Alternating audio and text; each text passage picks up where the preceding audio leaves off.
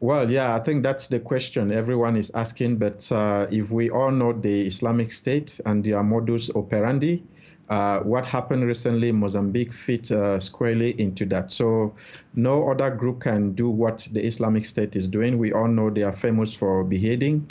And this recent beheading in Cabo Delgado was again to reconfirm the critical role that the Islamic State is playing in the insurgency in northern Mozambique. So it's really sad. I mean, everyone was taken really aback by the gruesomeness of the beheadings. And why has it taken hold in Mozambique? Why have they become vulnerable to IS influence?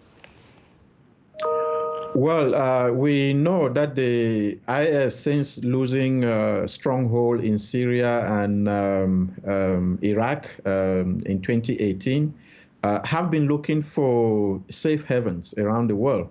And in Africa, they have found something. So Africa has been particularly appealing to the Islamic State.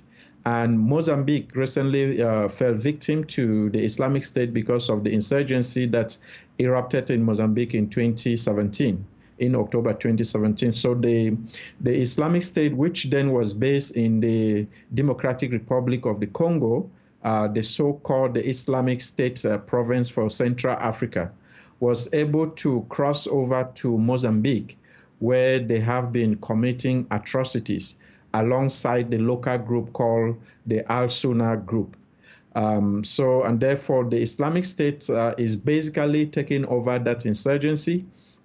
And they've been the forerunner, actually.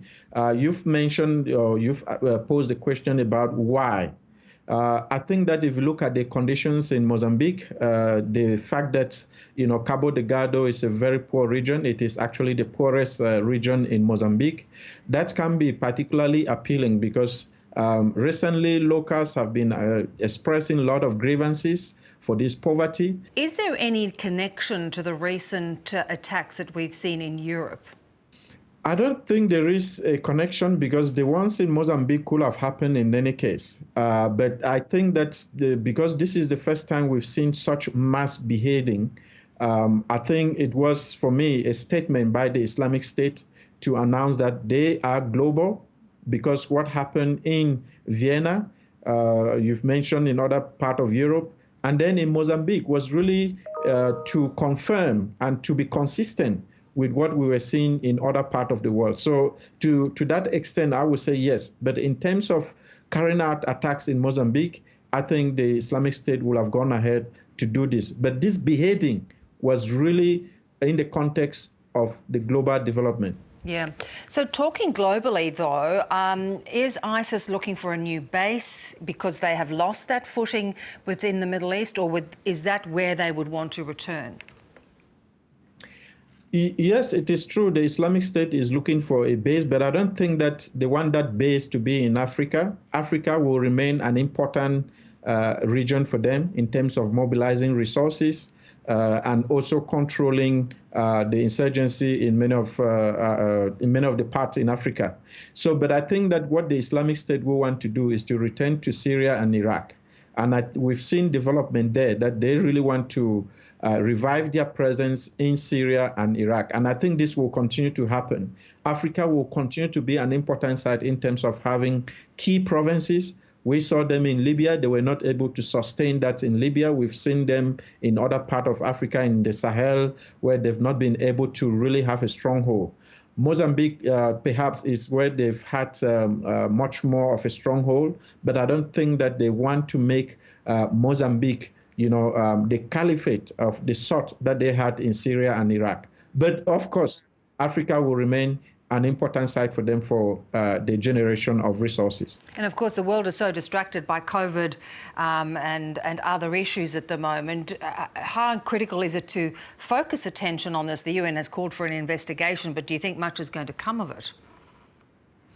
I think indeed. I'm glad you mentioned the issue of COVID because we have seen a significant increase in terror attacks around the continent. And we believe that it is really because of the cover under COVID, the fact that countries have been focusing on fighting COVID and have not dedicated enough resources to the fight against terrorism.